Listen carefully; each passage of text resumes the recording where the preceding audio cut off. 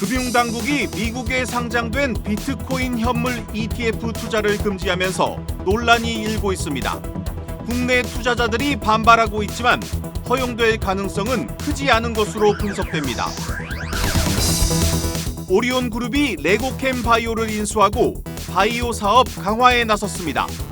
한국경제TV와 만난 허인철 오리온 부회장은 또 다른 M&A 기회도 검토할 것이라고 밝혔습니다. 홍콩 ELS 상품의 대규모 손실 우려가 현실이 되고 있습니다.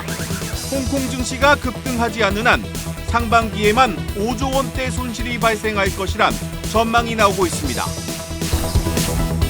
도널드 트럼프 전 대통령이 미국 공화당 첫 대선 후보 경선에서 압승을 거뒀습니다. 트럼프 대세론 속에 독주 구도가 입증됐다는 분석이 나오고 있습니다.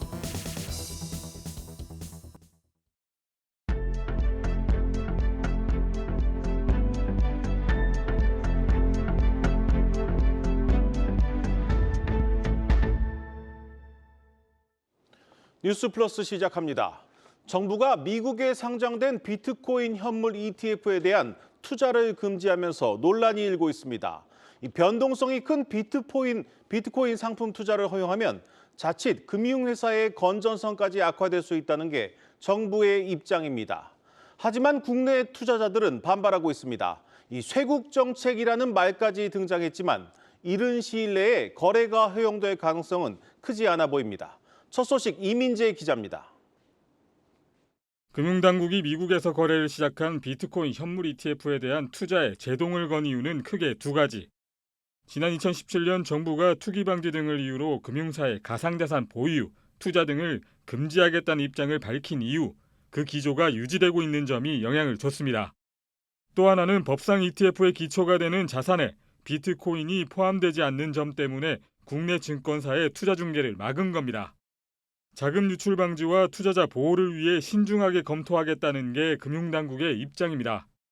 하지만 때를 놓친 느슨한 대응과 일관되지 못한 방식에 대한 지적을 피하기는 어려워 보입니다. 비트코인 현물 ETF는 지난 2021년부터 캐나다, 독일 등에서 거래되고 있는데 당시에는 아무런 조치를 하지 않았습니다. 지난주 미국 SEC가 승인을 하자 뒤늦게 거래를 막아 혼선이 발생했습니다. 명확하게 위법이 아니다 나오면 판을 풀든지 결제를 하든지. 시장은 빠른 조치를 바라지만 당장은 힘들 것이라는 의견이 우세합니다. 법 내 ETF 기초 자산에 가상자산을 넣을 수 있지만 이렇게 되면 가상자산 증권성 논란과 부딪힐 가능성이 높습니다. 가상자산 법 제정이 필요한데 7월 시행되는 이용자보호법으로는 한계가 있어 2차 법 논의가 시급합니다. 정치권에서도 논의 필요성은 제기되지만 4월 총선 등을 고려할 때 일정 잡기가 쉽지 않다는 분석입니다.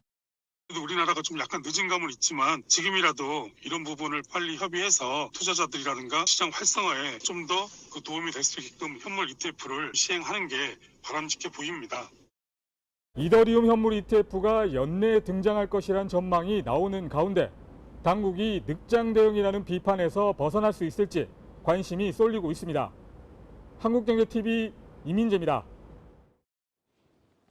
제과업체 오리온이 차세대 항암제인 ADC 기술력을 인정받은 레고캠 바이오를 인수하면서 오리온의 바이오 사업이 급물살을 타게 됐습니다. 이번 빅딜을 주도한 허인철 오리온 부회장은 이번 투자로 레고캠이 충분한 신약 개발 자금을 확보했다고 밝혔습니다. 또 추가 M&A 가능성도 열어놨습니다. 김예원 기자가 단독 인터뷰했습니다. 오리온이 제약사 레고캠 바이오사이언스의 지분 25%를 5,500억 원에 사들이며 최대 주주에 오릅니다. 오리온이 바이오 분야에 진출한 지 3년 3개월 만에 첫 대규모 인수합병 소식인데 주식시장은 부정적인 반응입니다. 허인철 오리온그룹 부회장은 한국경제TV와 만나 미래의 성장성을 내다보고 한 투자라며 빅딜에 자신감을 나타냈습니다.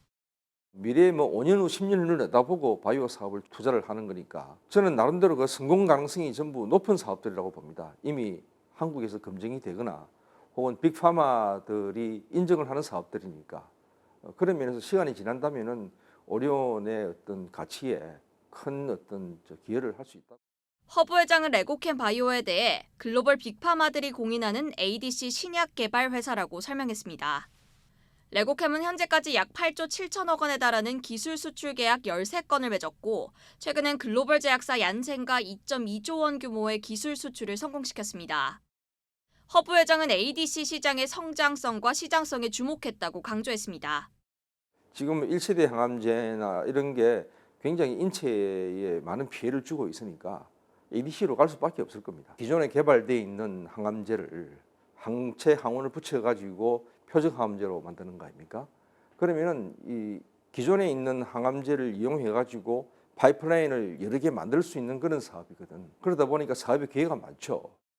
레고캠의 경우 자체 임상 진행 능력을 갖췄을 뿐 아니라 지속적인 연구 개발을 이어갈 수 있는 인적 자원도 풍부하다며 대주주로서 사업이 안정적으로 성장할 수 있도록 적극 지원하겠다는 방침입니다. 이제 레고캠 바이오는 근 1조에 가까운 어떤 자금이 확보가 됐기 때문에 이 자체적인 임상을 할 또 준비도 되어 있어요. 보스턴에 임상을 위한 자회사도 지금 가지고 설립을 한 상태죠. 인수 절차가 마무리되면 오리온은 레고캠 바이오를 계열사로 편입하되 기존 경영진과 운영 시스템은 그대로 유지하기로 했습니다. 자체 임상을 기반으로 신약 경쟁력을 높이고 기술 이전과 더불어 직접 신약을 개발하는 단계까지 고려하겠다는 계획입니다. 임상을 직접 한다면은 좀 더 큰 수익을 올릴 수 있고 좀 더 큰 성공을 할 수 있으리라는 확신이 있었어요. 또 우리가 신약 개발을 완료해가지고 상품화 시킨다면은 뭐 오랜 시간이 후겠지만은 수익화될 수 있는 그런 거는 모델들은 많이 있다고 생각합니다. 오리온은 지난 2020년부터 부가가치가 높은 바이오 분야를 신성장 동력으로 삼고 시장 진출에 박차를 가하고 있습니다. 특히 중국 시장을 핵심 타깃으로 진단키트, 결핵 백신, 치과질환 치료제의 임상 제품 개발 등 상용화를 위한 단계를 밟고 있습니다. 특히 치과질환 치료제는 임상과 허가가 용이한 치약 형태로 개발 중으로 향후 2, 3년 내 조기 상업화도 기대된다는 설명입니다. 끝으로 허브 회장은 향후 M&A 등을 통한 바이오 사업 확대의 길은 열려 있다고 덧붙였습니다. 부가가치가 이 바이오 사업만큼 높은 사업은 나는 없다고 봅니다. 부가가치가 높은 어떤 이 신약 개발이나 순수 바이오 사업에 투자를 하기로 했죠. 다른 M&A 기회는 뭐 또 들어온다든가 기회가 있으면 검토할 겁니다. 한국경제TV 김연입니다.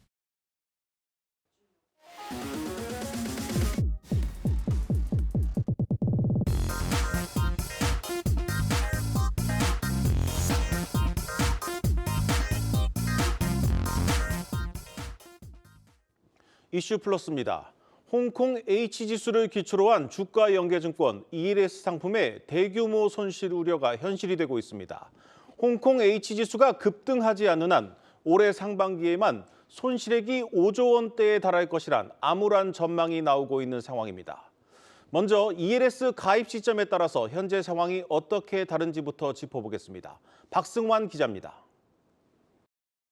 홍콩 H지수 부진이 길어지면서 ELS 가입자들의 원금 손실이 눈덩이처럼 커지고 있습니다. 올해 3년 만기가 돌아오는 2021년 가입 상품들은 상당수가 원금 손실 구간에 들어간 상황입니다. 당시 판매 증권사들의 발행 실적 보고서에는 관련 기준이 적혀 있는데 만기 전에 한 번이라도 제시된 가격 이하로 떨어지면 투자 원금에서 손실이 발생합니다. 최근 3년 홍콩 H지수가 고점 대비 40% 수준까지 빠졌던 만큼 손실을 피하기 어려워 보입니다. 2022년 가입자들은 경우의 수를 따져봐야 합니다. 2022년 1월 홍콩 H는 8,200에서 8,700대를 오르내렸는데 가입 시점이나 상품 약관에 따라 녹인 구간을 피했을 가능성도 있기 때문입니다. 이런 경우 만기까지 기준점 밑으로 떨어지지 않는다면 원금에 더해 약속된 수익도 받을 수 있습니다. 원금 손실 구간에 들어간 경우 만기 상환 금액은 상품마다 차이가 있지만 통상 투자금에서 지수 하락률을 뺀 만큼을 돌려받게 됩니다. 앞으로 홍콩 H지수가 올라온다면 그나마 원금 손실을 줄일 수도 있다는 의미입니다. 증권가 전망은 신중합니다. 삼성증권은 홍콩 H 지지선 하단으로 5,000포인트를 내놓으면서 더딘 부동산 경기와 여전한 부채 위험을 부담으로 꼽았습니다. 교과서적으로는 더 빠질 만한 룸이 없는 건 맞는데 지금 불확실성에 취약한 모습을 보여주다 보니까 추가적인 하락이 있을 수도 있지만 가능성을 크게는 보고 있지 않습니다. 결국 중도 해지와 만기까지 기다리는 두 가지 방법밖에는 없습니다. 만기와 관계없이 중도 해지를 선택하면 평가 가격의 95%만 돌려받을 수 있습니다. 반면 지수 반등을 기대하며 만기까지 기다리는 방법도 있지만 누구도 장담할 수 없기 때문에 가입자의 고민도 깊어질 수밖에 없습니다. 당국의 조사와 손실배상 여부와 상관없이 홍콩 H지수 ELS 가입자들은 뾰족한 돌파구 없이 지수 등락의 모든 것을 맡겨야 하는 상황에 내몰렸습니다. 한국경제TV 박송환입니다. 대규모 손실이 예상되는 홍콩 ELS 대부분은 이 주요 은행들을 통해 판매됐습니다. 이 불안전 판매 논란도 벌어지고 있는데 왜 각광받는 투자 상품이었던 ELS가 이 악몽으로 돌아왔는지 이 모두가 열광했던 그 이유 짚어보겠습니다. 이어서 전범진 기자입니다. 5대 시중은행이 판매한 H지수 기초 ELS 상품의 손실률은 올 들어서만 51% 수준, 손실액은 1,000억 원이 넘습니다. H지수가 극적인 반등을 기록하지 않는다면 상반기에만 손실이 5조 원에 달할 전망입니다. 이처럼 홍콩 ELS가 금융시장의 거대한 뇌관으로 떠오른 근본 원인은 무엇일까? 첫 번째로는 은행들의 비이자 이익 확대 정책이 꼽힙니다. 예대마진에 의존하고 있다는 비판을 극복하기 위해 금융상품 판매를 늘리는 데 집중한 것입니다. 지난해 3분기까지 5대 은행은 ELS를 포함한 신탁 수수료로 전년 대비 11% 증가한 약 7,200억 원의 수입을 올렸습니다. 이는 두 번째 원인인 ELS 판매에 높은 가산점을 부여한 성과 측정 지표로 이어집니다. 주요 은행들은 1000점 중 300에서 440점을 ELS를 비롯한 금융상품 판매 실적에 배정했습니다. 불안전 판매 방지 관련 점수는 최대 100점에 불과합니다. 마지막 원인은 저금리 기조 속 ELS의 상대적인 매력이 꼽힙니다. 소비자들이 주식보다 낮은 리스크에 예금보다는 높은 이익을 보장하는 ELS에 열광했다는 진단입니다. H지수 ELS에 투자한 계좌 40만 개 가운데 유사상품 투자 경험이 없는 계좌는 8.6%인 3만여 개, 90% 이상이 수익을 보고 재투자를 결정했다는 의미입니다. 전문가들은 이른바 중위험 중수익의 함정을 경고합니다. 기초지수가 큰 폭으로 하락하면 정말 고위험 상품으로 갑자기 바뀌게 됩니다. 해당 상품의 위험 등급을 보다 체계적으로 분류하고 그 위험을 감내할 수 있는 사람들에게만 판매할 수 있도록 판매 채널이 건전화될 필요가 있겠습니다. 리스크를 낮춰 안정적인 이익을 올리도록 설계된 상품에 수조원이 몰리고 대규모 손실이 발생하는 사태가 되풀이되고 있다는 지적입니다. 한국경제TV 전범진입니다. 홍콩 H지수를 추종하는 ELS에서 대규모 손실이 예상되면서 그 책임을 둘러싼 논란이 커지고 있습니다. 취재 기자와 자세히 알아보겠습니다. 경제부 신용훈 기자 나왔습니다. 신 기자, 일단 손실액이 좀 너무 큽니다. 이게 금융회사들이 홍콩 ELS를 이제 너무 무리하게 판매한 것 아니냐는 얘기들이 계속 나오고 있는데 지금 당국이 조사를 하고 있죠? 맞습니다. 현재 11개 금융사에 대해서 현장 조사가 진행 중에 있고요. 또 그리고 한 곳에 대해서는 지금 비대면 상품을 판매한 그런 판매사이기 때문에 여기에 대해서도 별도 조사가 진행이 되고 있는 상황입니다. 네, 지금까지 조사 결과가 좀 나온 게 있습니까? 일단 금융사들이 판매 한도 관리를 제대로 했는지 여부에 대해서 언급이 좀 있었습니다. 네. 판매 관리 한도를 제대로 관리 못했다라는 징후가 포착됐다는 것이 금융당국의 논리이기도 한데요. ELS의 상품의 경우에는 편입한 주가지수의 변동성이 높아지게 되면 이 판매량을 자체적으로 좀 규율하게끔 하는 그런 제도가 있거든요. 그런데 이 자체 기준이 있는데 이를 제대로 지켰는지 여부가 지금 금융당국의 수사 포인트가 되겠습니다. 네. 그리고 또 다른 쟁점은 ELS 상품을 KPI라고 그러니까 이 핵심 성과 지표상 고객 수익률 항목 배정에 포함시켜서 ELS 판매 확대를 유도했는지 여부인데요.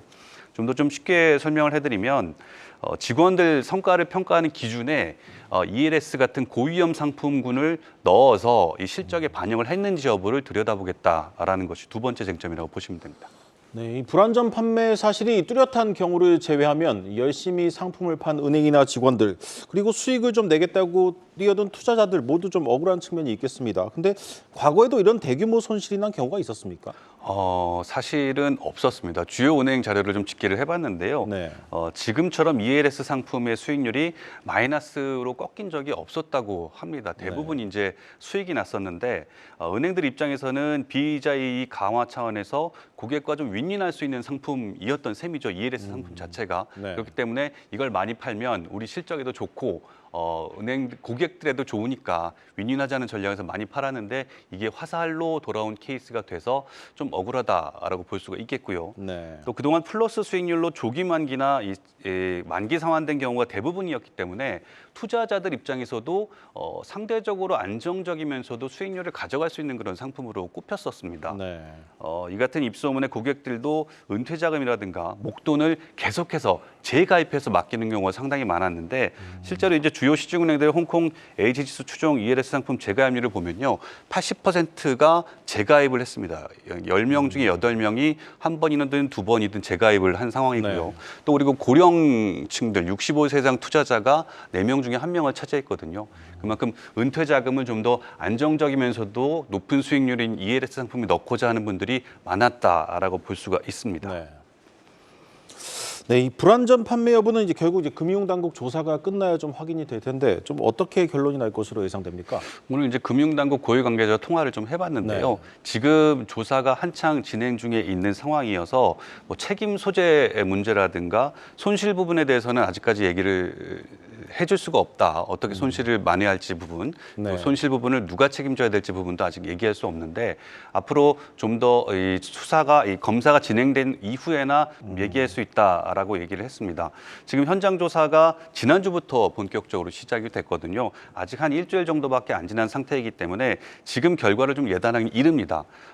하지만 은행들의 사업 다각화가 절실했다는 부분 그리고 투자 상품 특성상 손실과 이 관련해서 이 판매사 쪽으로만 이 책임을 좀 물을 수가 없지 않겠느냐라는 얘기들도 좀 계속 나오고 있는 상황이거든요. 물론 판매를 함에 있어서 불법적인 부분이 있다라면은 거기에 대한 제재는 은행이나 금융사들이 좀 책임을 져야 하는 부분이 있겠지만 무조건 판매사가 다 잘못했다라고 하기에는 좀 무리수가 있다라는 것이 전문가들의 견해이기도 합니다. 네.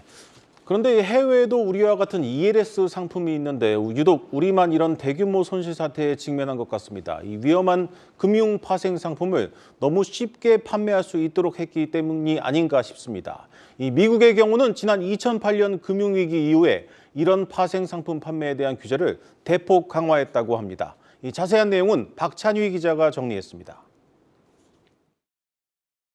ELS는 해외에선 구조화 금융 또는 오토콜형 금융으로 불립니다. 정해진 평가일에 기초자산 가격이 일정 수준을 달성하면 자동으로 상환되는 금융상품으로 국내 ELS와 수익 구조가 유사하지만 일반 고객들의 관심도 측면에선 국내에 비해 크게 떨어집니다. 지난 2008년 리먼 브라더스 사태로 촉발된 글로벌 금융위기 이후 미국과 유럽 등 금융 선진국들이 구조화 금융상품에 대한 규제를 대폭 강화했기 때문입니다. 미국 금융당국은 증권사나 은행 등 판매처로 하여금 구조화 금융상품에 투자하는 투자자들에게 원금 전액 또는 50% 이상이 손실날 수 있음을 반드시 고지하도록 했습니다. 또 원금 손실 위험을 감당 못할 고객에게 옵션 계좌를 개설해줄 경우엔 이로부터 발생한 피해에 대한 책임을 해당 직원 또는 회사가 물게 하고 막대한 벌금을 부과했습니다. 실질적으로 불안전 판매가 이루어졌다라고 판단이 되면 판매한 금융회사는 불안전 판매에 대해서 무거운 책임을 지게 되죠. 조 단위의 과징금이 부과됐던 그런 사례들도 있거든요. 그래서 과징금 부과 수준은 우리나라보다는 확실히 굉장히 무겁다고 볼 수 있습니다. 경제 전문 매체 포브스는 구조화 금융상품에 투자하려면 수십억 원 규모의 예탁금을 필요로 하기 때문에 PB들이 고액 자산가에 한해 비공개로 판매하고 있다고 실태를 전했습니다. 한편 유럽 국가들은 공인기관에서 구조화 금융상품의 위험 등급을 매긴 뒤 증권거래소에 상장시켜 거래하는 방식을 도입하는 등 투자자들의 손실 위험을 최소화했습니다.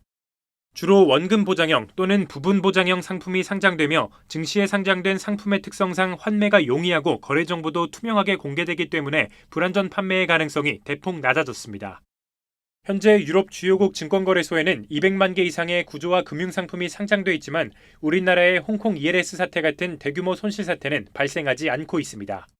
한국경제TV 박찬유입니다.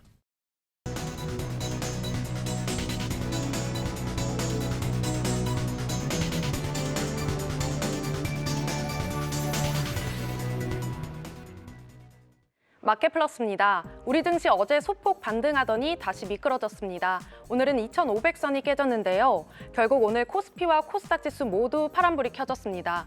코스피는 다시 반등하는 듯 했지만 결국 2,500선 내주면서 오늘 거래 마쳤습니다.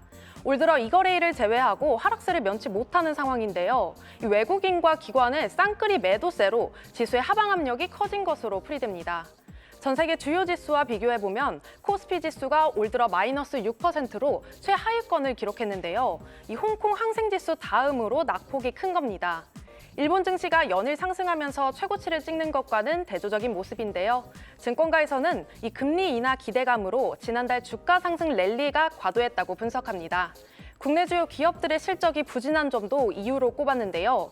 유진투자증권은 반도체 업황이 최악을 벗어났지만 아직 재고가 많고 또 실적이 회복되는 데까지 시간이 필요하다며 글로벌 대비 국내 증시의 부진이 예상된다고 설명했습니다. 어제 우진엔텍에 이어 오늘 포스뱅크도 기관 투자자 대상 수요 예측에서 흥행에 성공했습니다. 포스뱅크는 키오스크 단말기를 개발하고 제조하는 기업인데요. 5일간 진행된 수요 예측에서 약 839대 1의 경쟁률을 기록했습니다. 참여기관 대부분 희망 범위 상단을 초과하는 가격을 제시한 것으로 파악됐는데요. 포스뱅크는 상장 이후 유입된 자금을 생산 라인을 증설하고 또 신제품을 개발하는 데 활용할 계획입니다. 공모가는 18,000원으로 확정됐는데요. 내일부터 이틀간 일반 청약을 거쳐서 오는 29일 코스닥 시장에 상장할 예정입니다. 이번 주 수요 예측에 나선 공모주들의 성적표가 모두 좋습니다. 새해에도 IPO 열기가 이어지는 모습인데요. 우진엔텍과 HB인베스트먼트의 공모가도 줄줄이 희망 범위를 웃돌았습니다. 하지만 증권가에서는 이 연초부터 IPO 시장이 과열되는 게 아니냐 이런 우려가 나오고 있습니다. 상장 이후 주가가 단기간에 급등하면 그만큼 가격 변동성이 확대될 수 있어서 투자에 주의를 기울여야 한다고 조언합니다. 지금까지 마켓플러스였습니다.